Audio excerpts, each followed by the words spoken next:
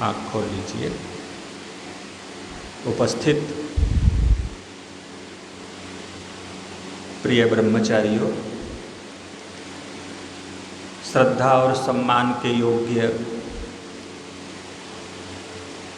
आदरणीय आचार्य हरिदत्त जी उपाध्याय, जो हमारे प्रेरणा स्रोत हैं, इस संस्थान के संस्थापक हैं। हमारे बड़े भाई सम्माननीय आचार्य नंदकिशोर जी, जो आपके प्रेरणा और आगे ले जाने के एक मार्गदर्शक के रूप में आपके बीच कार्य कर रहे हैं। सम्मानित सभी अध्यापकगण, आचार्य आवृत्ति जी, बड़ा हमें सौभाग्य मिला आपके बीच में आकर के, परमात्मा की कृपा हुई जो आप सबके बीच में मैं उपस्थित हो सका।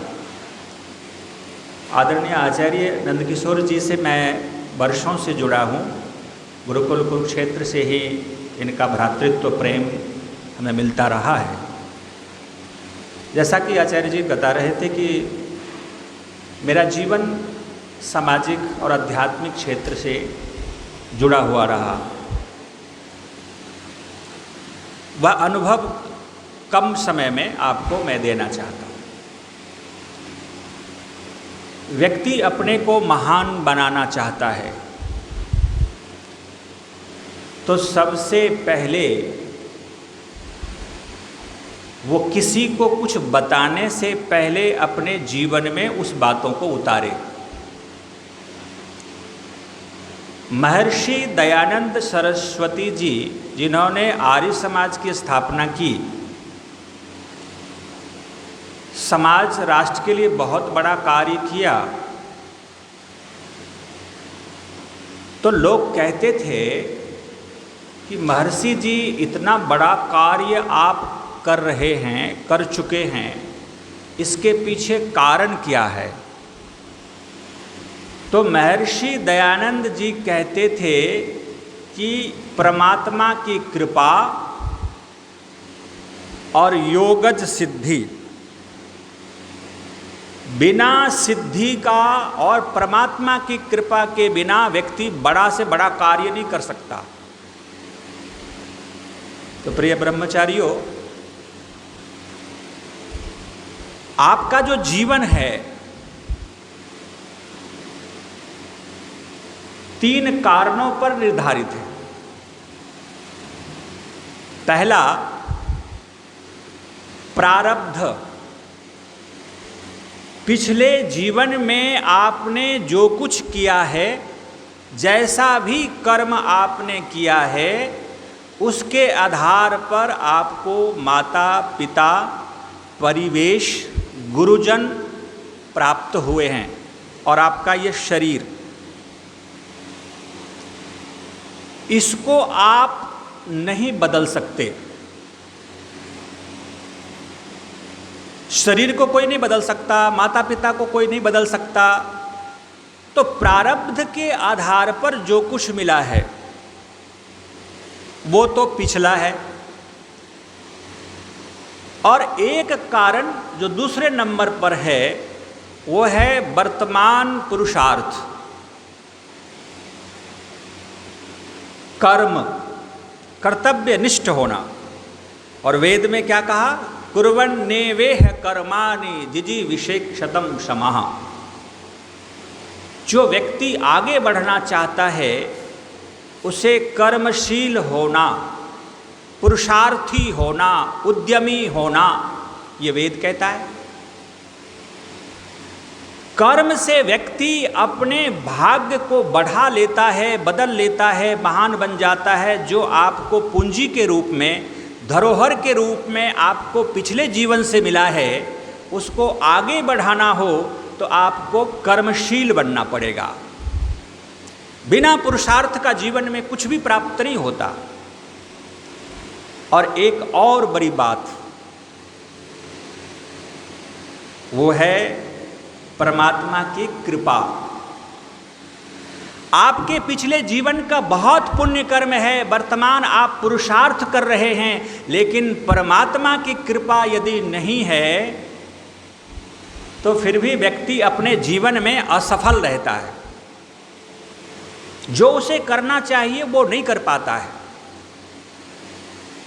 तो आप कहेंगे कि परमात्मा की कृपा तो सब पर है, स्वतः है, सामान्य रूप से समस्त प्राणी पर परमात्मा की कृपा बनी रहती है, लेकिन परमात्मा की विशेष कृपा को प्राप्त करने के लिए हमें कुछ करना होता है।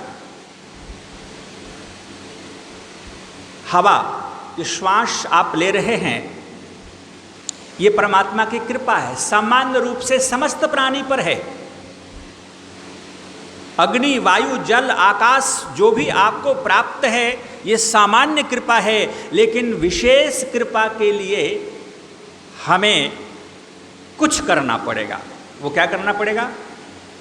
वेद के अनुसार अपने जीवन को चलाना। और वेद में 5 प्रकार का आदेश है, 5 होमवर्क है दिया हुआ। वो महर्षि दयानंद ने पंच महायज्ञ विधि के रूप में एक छोटी सी पुस्तक लिखी है। मनुष्य का 5 प्रकार के होमवर्क, प्रातः उठ करके परमात्मा का ध्यान करना, गायत्री मंत्र ओम आदि का जप करना, हवन करना, जो भी आपने हवन किया, माता पिता का आदर करना, उनके ऋण से उऋण होने का प्रयत्न करना, और जो गुरुजन हैं उनके आदर्शों पर चलना, और जो देवता हैं देव पूजा जो हवन आपने किया, और बलिवेश देवी यज्ञ, पशु पक्षियों का संरक्षण करना, गौ की सेवा करना। बच्चों, होमवर्क तो ये 5 हैं, लेकिन उसमें से पहला जो होमवर्क है ब्रह्मयज्ञ। आप यदि परमात्मा की विशेष कृपा को पाना चाहते हैं तो सुबह उठ करके आपको प्रातः प्रभु की भक्ति करनी पड़ेगी। जो भी व्यक्ति महान बना है, अपने जीवन में सफल हुआ है, ईश्वर भक्ति के बिना, क्योंकि वो जड़ वस्तु है और उसको कोई उठा करके एक स्थान से दूसरे स्थान यदि कोई रख देता है तो कहते किसी ने रखा होगा, चेतन वस्तु के व्यक्ति के कारण वो गति किया है। ये जो ग्रह उपग्रह हैं ये गति कर रहा है, हवा में गति है, सूर्य का प्रकाश हमारे तक आ रहा है। बिना चेतन सत्ता का ये कभी संभव नहीं होगा। जैसे आत्मा के बिना ये शरीर में गति नहीं होती, हम ये शरीर को मृत घोषित कर देते हैं, उसी प्रकार से यदि ब्रह्मांड की गति रुक जाए तो हम ये समझेंगे कि परमात्मा की सत्ता यहाँ से समाप्त हो गई, लेकिन परमात्मा की सत्ता तो समाप्त होगी नहीं। तो परमात्मा की सत्ता के बिना, परमात्मा की उपस्थिति के बिना ये संसार में गति संभव नहीं है। आपको हवा की झोंके जब लगे, प्रचंड धूप लगे, बोलना समझना प्रभु तू कितना महान है जी, इतनी गर्मी क्यों दे रहे हो, इतने जोर की हवा से मुझे हिला क्यों रहे हो, ऐसा अनुभव कर सकते हैं आप। परमात्मा प्रत्यक्ष है। जैसे इस शरीर के हरकत से हम आत्मा को स्वीकार करते हैं, उसी प्रकार से संसार की गति से हम परमात्मा की सत्ता को स्वीकार कर सकते हैं। इसलिए आपको ये जो ब्रह्मांड दिखाई दे रहा है, ये आपको कहेंगे ये 5 तत्वों से बना है, अग्नि, वायु, जल, आकाश और पृथ्वी। एक बहुत बड़ी बात बता दूं आपको, कहेंगे आपसे कि पृथ्वी कहाँ है बच्चों, तो आप कहेंगे जो दिखाई देता जी, जिस पर बैठा हूँ, मिट्टी को उठा कर कहेंगे जी ये पृथ्वी है। ये पृथ्वी नहीं है। आपको कहेगा कि वायु क्या है, शरीर से जो स्पर्श होता है उसको कहेंगे ये वायु है। बच्चों, वो ओरिजिनल वायु नहीं है।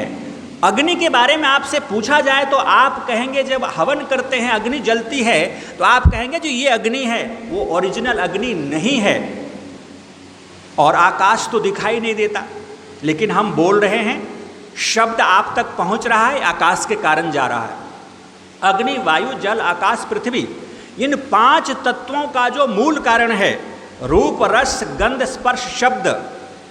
अब इसको जानने के लिए आपको साधक बनना पड़ेगा, योगी बनना पड़ेगा, आत्मद्रष्टा बनना पड़ेगा। अंदर की जो थर्ड आई है उसको डेवलप करना पड़ेगा, फिर आपको ओरिजिनल पृथ्वी, ओरिजिनल वायु, ओरिजिनल जल दिखाई देगा। और वो बड़ा विचित्र है।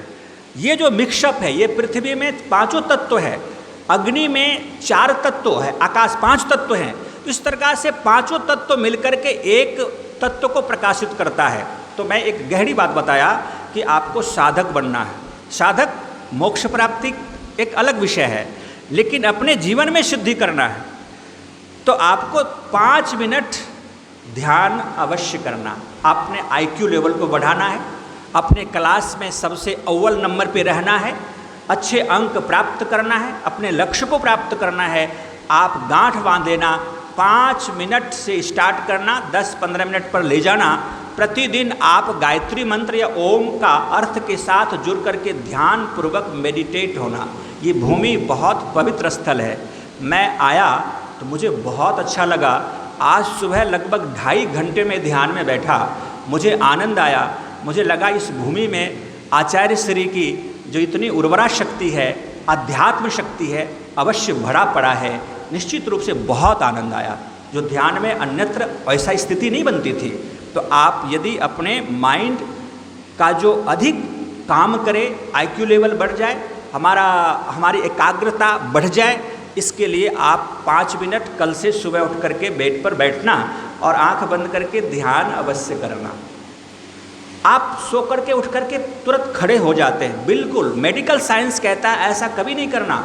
जब हम सोते हैं तो हमारा जो रक्त संचार है वो सामान्य स्थिति में रहता है, और बेड से सीधे उठ करके हम खड़े हो गए तो इतने फास्ट अप एंड डाउन हमारा ये ब्लड सर्कुलेशन होने लगता है।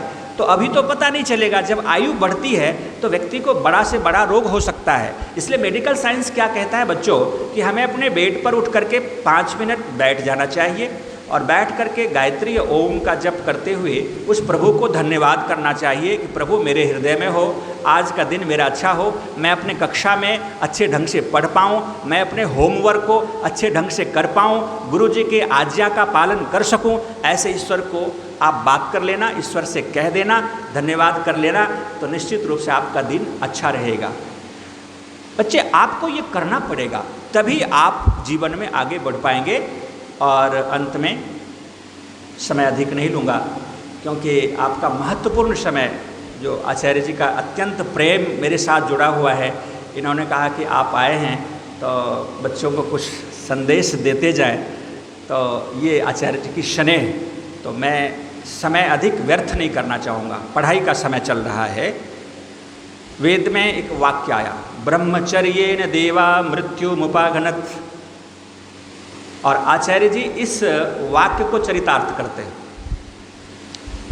मैं तो इस मामले में आचार्य जी को अपना आदर्श मानता हूँ। जीवन में आगे बढ़ना है बच्चे तो ब्रह्मचर्य पर विशेष ध्यान देना, क्योंकि ब्रह्मचर्य हमारा जीवन का आदर्श है, जिसके जीवन से शक्ति, वीर्य, ब्रह्म नष्ट हो गया। ब्रह्म का 3 अर्थ होता है।